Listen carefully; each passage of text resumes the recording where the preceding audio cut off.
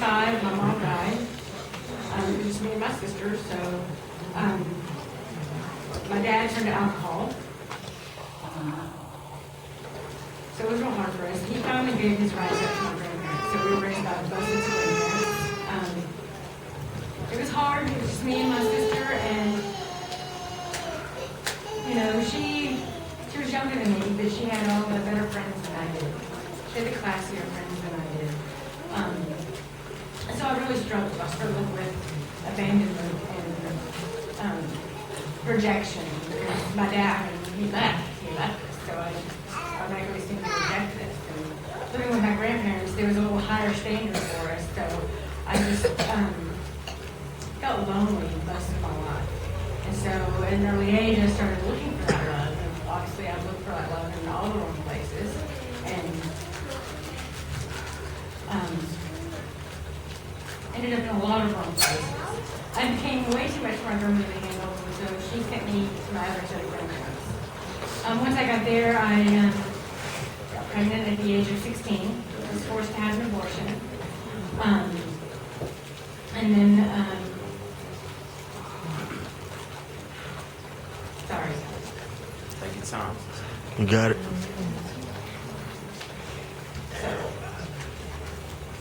I finally ran away from home, and at the age of 17, I had the cold.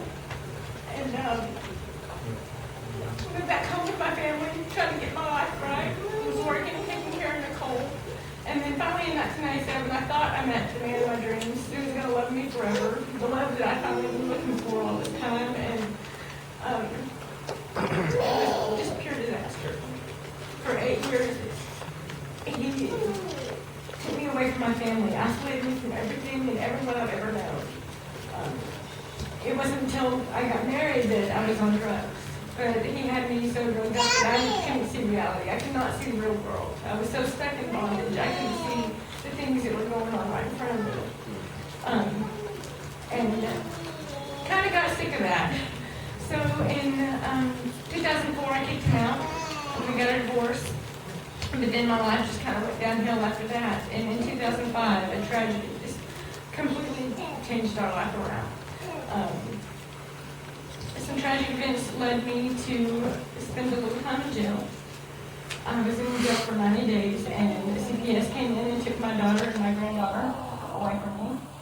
I was told that I would never see my family again, that my daughter would never live in my house again. That I was pretty much out on my own. I had to decide to do something. Couldn't keep living the way I was living. And of course, when I was in jail, I just wanted to go home. I just wanted to get out of there. I didn't want any help. Nothing was wrong with me. I was fine. I was in denial. But my aunt kept telling me about this place called New Life Women's Center. And then the CPS lady came and told me, she said, I'm not going to make you go to rehab. It's not going to be part of the program. When you get out, you get out. You do what you're going to do. And I just want you to know you're never going to have your family back.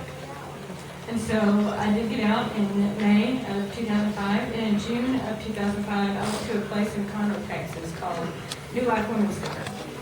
And it's a Bible-based program that shows you how to rebuild your faith and purpose. Oh no, what should they get away?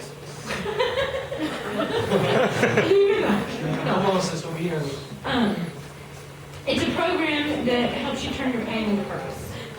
And I was full of a lot of pain. I was full of shame. I was full of guilt. I was full of bitterness and resentment. And I just didn't want to continue going on the same way.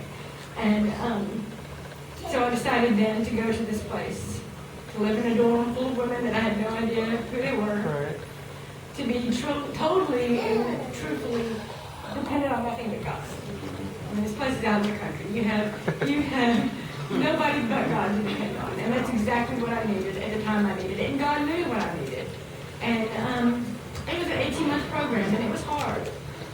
But I think the most that I learned out of it is that God forgives me. He forgave me a long time ago. And unforgiveness holds us in that bondage. And for almost 30 years of my life, I was held in bondage.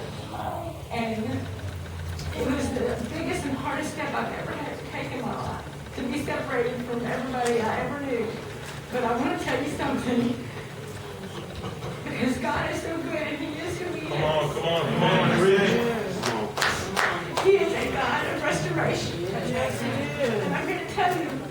CPS is wrong. Witness. My ex-husband is wrong.